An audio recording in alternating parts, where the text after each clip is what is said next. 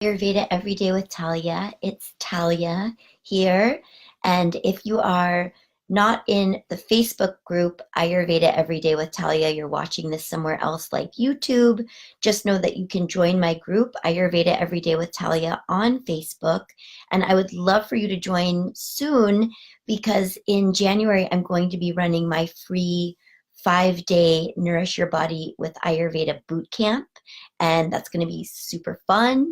Anig is here. I love you. Hi. Oh, hi. So welcome. And today I am talking about Ayurveda and hormone imbalance and how to shift some really difficult symptoms that come up for a lot of us. It can be as minor as PMS symptoms before you bleed. It can be perimenopausal symptoms that are kind of persistent and annoying. It can be menopausal symptoms, and it can even be something like PCOS, polycystic ovarian syndrome. So I've had a few clients lately with PCOS, and so I've really been studying it a lot lately and finding remedies for different clients. And one thing when you are looking to Ayurveda to heal a symptom is, Ayurveda is this amazing, vast, natural medicinal science. And we can look at the symptoms and find the direct correlation to what kind of a symptom it is according to Ayurvedic medicine, meaning all of life is made up of ether, air, fire, water, and earth. And the elements that we experience are basically the qualities of those elements in form, manifested in form through a living being. And when we're feeling those qualities, that's what symptoms are. That's what they feel like. That's how we experience them. So, for example, when I have PMS and I've got really sore breasts 3 to 5 to 7 days before I bleed, I can look at Ayurveda to be like, so is that spaciousness? Is there too much space in my body and that's why my breasts are really sore? Is there too much fire or inflammation that's causing this tightness, this density? Or is there too much water and earth that's causing my breast to feel so hard and painful? And so we start to kind of break things down and look at the symptoms through this common sense lens of, well, if your breasts are really dense and tight, then for sure you've got elements there that are dense and tight, which would be earth and maybe some inflammation and an inability for your breast tissue to be opened up and in flow like it is when you are not having such intense breast density and soreness. So I'm saying all this because it's one thing I want to make sure I stay really true to as a teacher is you can be any dosha, you can have any elemental imbalance, and there can be multiple causes to your particular imbalance. And then there's the actual imbalance of an illness or a particular symptom. So with PCOS in particular, since this is kind of my main focus for today, that is a hormonal imbalance that I've taken some notes just so I make sure I don't miss anything. We have follicles in the ovaries, and there are follicles that don't, they're meant to slough off and fall away. And when we have something like polycystic ovaries, those follicles are retained and they're not able to slough off. So they become irritated. They stay in the ovary, and that irritation causes basically a ball of inflammatory pus, which is the cyst. And then as the cysts kind of take over in this particular area of the body where then we get sort of this, we can get this estrogen dominance. It affects digestion. We start to accumulate insulin in the blood, and then increased insulin causes diabetes type 2. It can cause obesity. It can cause all of these kaphic symptoms, what we think of in Ayurveda as kaphic symptoms. So kapha is the element of earth and water. So everything about kapha is heavy, wet, slow, thick, dense, stagnant. It's like a muddy river that just can't move. And if there isn't a lot of fluid, it can even just be really stuck earth. And it just, sometimes it can really just feel like, oh my God, are you kidding me? Like, how can I possibly move this mountain? It's so thick and so dense. And what do I do? It can really, I think a lot of women who suffer from polycystic ovarian syndrome in particular, although I could be talking about PMS also, just in terms of feeling heavy and thick and dense and sluggish and depressed. I could be talking about a lot of hormonal imbalances, but it can kind of feel like the impossible thing to move, and what do I do? So that's why I'm making this Facebook Live for you today, so that I give you some remedies for things you can do at home and pretty easily. Although I always, when you've got a serious issue, I always recommend working with a practitioner, because a practitioner has been studying this, has been living this medicine. And, a lot of people try to do Ayurveda on their own, yoga too. And I think it's great. Like, there's so much home study to do. But really, when you're suffering, you want to work with a practitioner who can see you from an objective standpoint, and who also really has a grasp on the medicine and can help you kind of get to the root of your symptom from different angles. Because like I said before, you can be any dosha and you can have any root issue that is the catalyst for these bigger hormone imbalance related symptoms to kind of blossom in your body. And so there isn't just one answer. There are multiple answers. There are multiple protocols. So I'm going to share a few different ones. And but basically, when this kapha accumulates the way it does for polycystic ovarian syndrome in particular, that is what we call in Ayurveda kapha blocking vata and pitta. And when kapha, earth element, mud element, blocks the movement of vata, for example, well, vata is movement. Vata is the element that creates all change and all movement in the body. So when that's blocked, that can be part of like, oh my God, I feel so stuck. I just can't move this.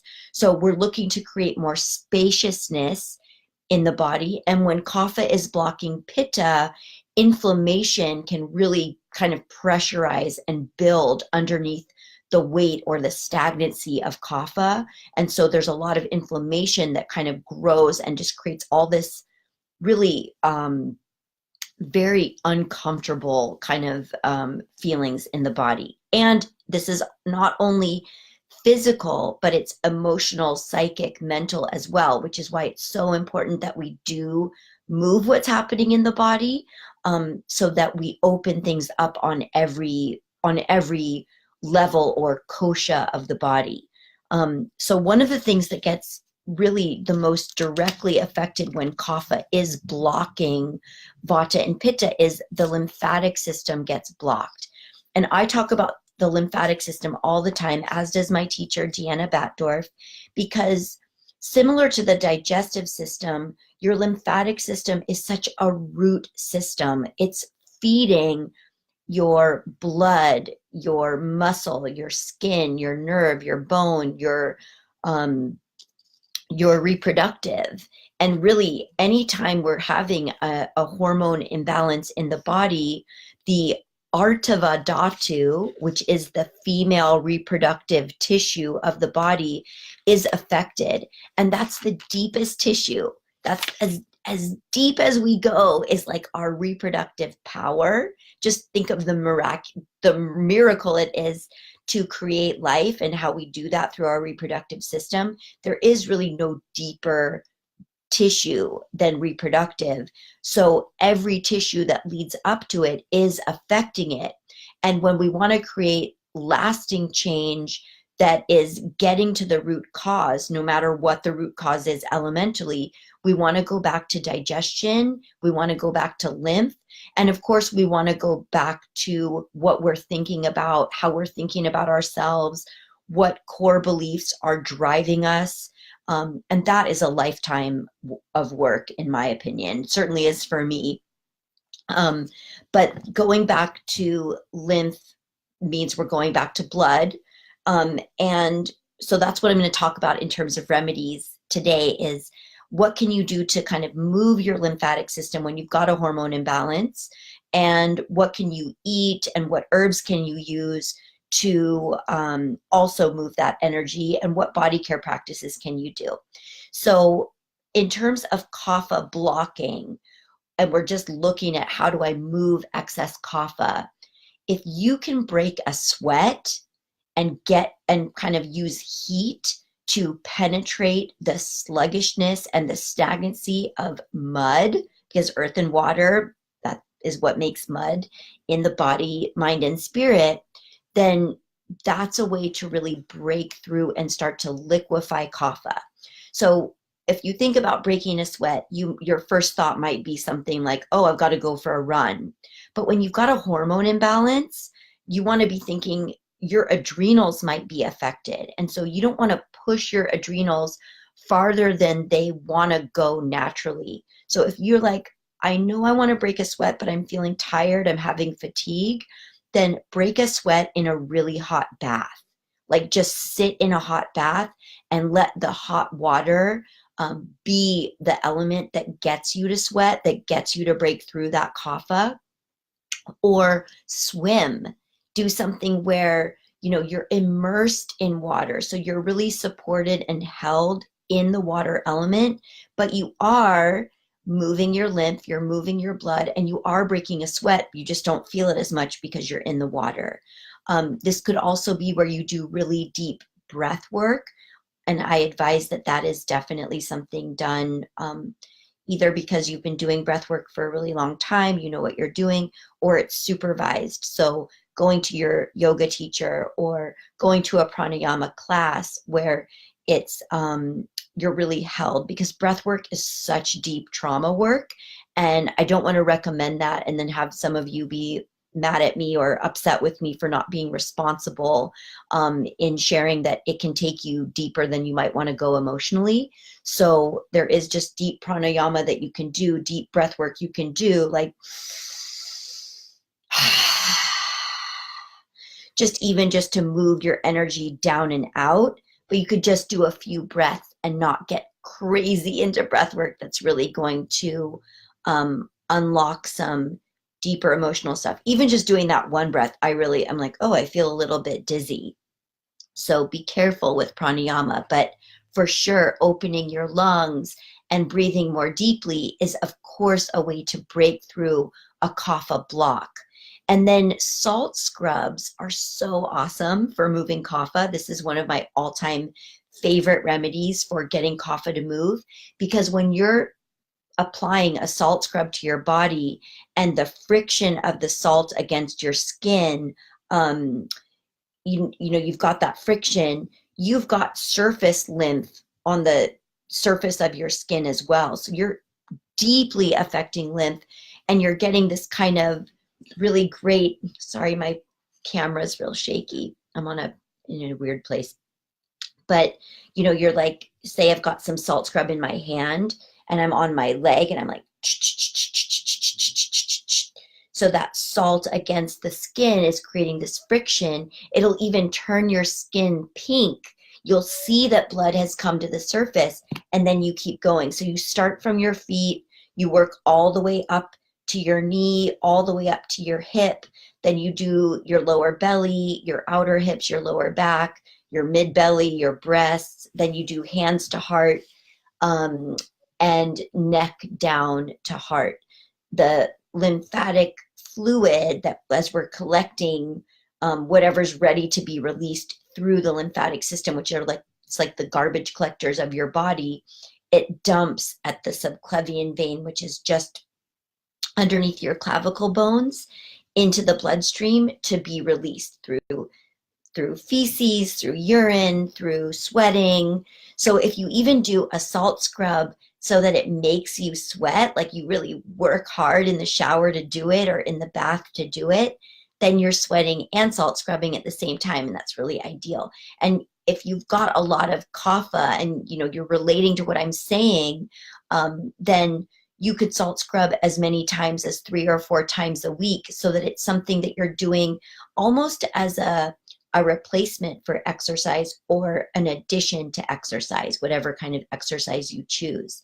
And then I want to share some essential oils with you, because if you do make a salt scrub, you can make your own.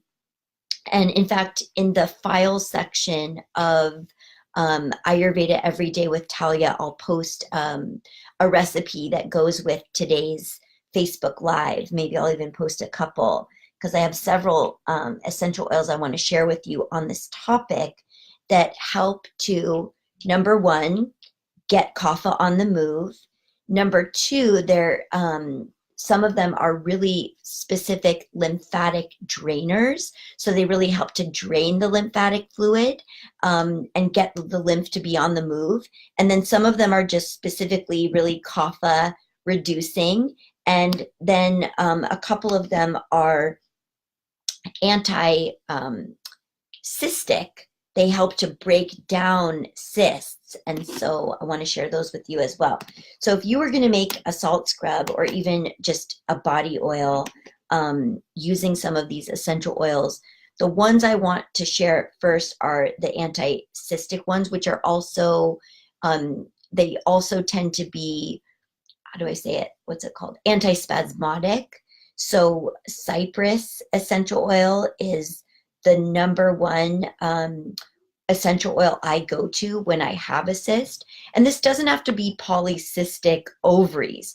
A lot of women get cysts in their breasts, and I'm just gonna do a little bit of massage, but and you'll feel it because it'll feel really painful, especially on the outer edge of the breast tissue. So you can really massage that breast tissue with 4 or 6 drops of cypress and maybe a little bit of carrier oil on your skin, and just be kind of pumping that underneath the cyst to get it to release.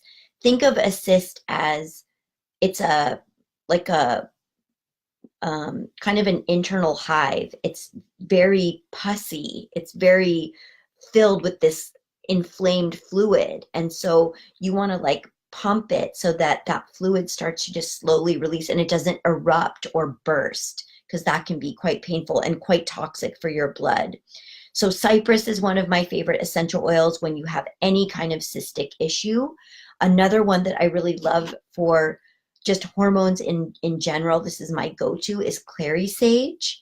And Clary Sage is the female reproductive regulator of essential oils. Men can use it, women can use it, but it's very specific for female reproductive issues especially. And so just this alone, if you made your own salt scrub, or even you just bought one at Trader Joe's or from wherever you get salt scrubs from, and you say to a pound of salt scrub, you added 15 drops of cypress and 15 drops of Clary Sage, and you did that salt scrub 3 or 4 times a week, you are definitely going to start moving that kapha, balancing your hormones, opening up the channels of your body so that whatever is stuck can get on the move.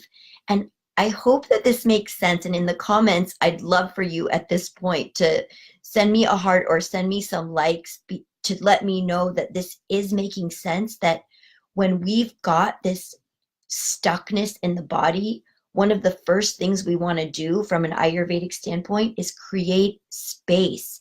And the way that you're going to do that is to put your hands on your own body and actually start to create the space. That's why something like salt scrubs are so powerful and effective. That's why something like this tool, which is called a fascia blaster, or this tool, which is called a gua sha. These are for sale on my Talia's Kitchen shop. These kinds of tools, it's another way. You don't have to only salt scrub. You could also be using the little prongs in a tool like this to open up the tissue of your body. You can be all around your breast tissue. You could be doing this on your lower abdomen to affect the uterus, your lower belly, all the lymph that we hold in that lower abdominal area, and just get things on the move. Even with the gua sha, I'm going to do a class with the gua sha on using it on the face, not a class, a Facebook Live. But, I use gua sha all the time to get cysts to start to break down and reduce in size and start to release that inflammatory fluid that it's holding inside. So another couple essential oils that you could use, marjoram is amazing because it is such a great oil to circulate blood and lymph. It's used in a lot of headache blends for that same reason, because it creates circulation. And when kapha is blocking other elements like vata and pitta, it's that especially for pitta, like that fire just sits and it's painful. It creates pain, it creates headaches, it creates migraines. So marjoram can really help that to get on the move. And then basil is really hot, but you could use 1 or 2 drops of basil in a salt scrub, especially if you know that you run cold and or you know that you're vata predominant or kapha predominant, because sometimes basil can just be that active force to really get things moving when there's a lot of resistance to movement. Basil is also an essential oil of abundance. So if you're looking to bring more abundance into your life, a drop or 2 of basil in all kinds of things can make a difference. And then for some lymphatic drainers, the citrus essential oils are really helpful for this. So orange or grapefruit are 2 of my favorites. Even bergamot is amazing for getting lymph to drain. And just citrus oils in general are kind of very uplifting. So I think of them as happy oils. And if, kapha can really get us down because it's so heavy, so we can feel really melancholy or grief-stricken or depressed. So I love bringing those citrus oils in as well. And if you're not cool with putting essential oils on your body through a salt scrub or rubbing some carrier oil on your body like sesame oil or sunflower oil and adding a few drops on top just to move, just to get that medicine into your body, since it's essential oils penetrate your bloodstream through the skin. You don't have to digest them. You can also diffuse them and get some benefit from them from smelling them. And then fir balsam is another really great lymphatic drainer if you're familiar with that. And then I know every time I teach anything, everybody wants to know, but what about food and herbs? So ginger tea, fresh ginger tea is ideal. So you would take a root like this and just chop it up, throw it into a pot of water. I would really do it in a root one like this. This is about 3 inches long. You could make enough ginger tea to last you for a couple days, and you don't have to drink it hot. You could boil the ginger in the water, reduce it to simmer for 10 or 15 minutes so the water's like super getting that ginger invigoration, motivation, anti-inflammatory, circulatory benefit, and then just drink that water for days and just keep putting that ginger into your system to get kapha to be on the move. Cleavers is another really great herb for kapha. So is rosemary. So are, again, herbs like basil, oregano, marjoram, any of the Italian spices that you can think of really help to get that kapha to be on the move. And it also helps to move the elements or the blocks that have been trapped behind it without creating too much heat. So I love all of those in case inflammation is a thing for those of you who are watching. And then foods that you want to avoid when you've got hormone imbalances going on are foods that are really heavy, sticky, sweet, thick. So processed carbohydrates, you know, super sweet things like ice cream, cheesecake, like those would definitely be on your no list. And even dairy for a lot of women can be an irritant when kapha is stuck. And even more for going back to, you know, PCOS, when there's increased insulin in the blood, you know, you've kind of got to watch out for the sweet foods that you're eating, even if they're not sugary sweet. And dairy is definitely falls under the category of sweet. Plus, it's quite mucousy and thick.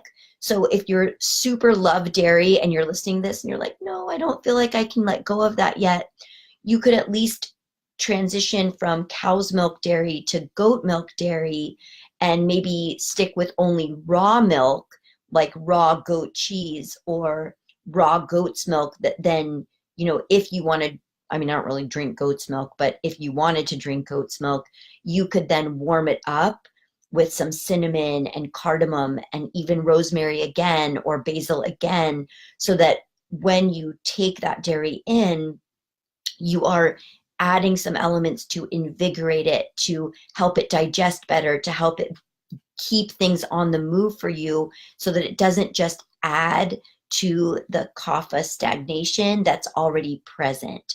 So I hope that you learned some really cool things in today's Facebook Live. I am coming to you live from Ayurveda Every Day with Talia, which is my free Facebook group, and would love for you to join. Like I said, in January, I'm going to be running my free 5-day Nourish Your Body with Ayurveda Bootcamp. I also have some new exciting things happening that I'm going to be announcing in my Facebook group over the next couple months. So if you're not already a member, this is a beautiful, incredible community of mostly women who are getting their Ayurveda questions answered and having a really safe forum for talking about issues and talking about Ayurveda and just getting to commune on some really cool levels. So, hey Bonnie, hey Gelsey, hey Kaja and Melissa and Kelly. Yay, I love you all and thank you for being here.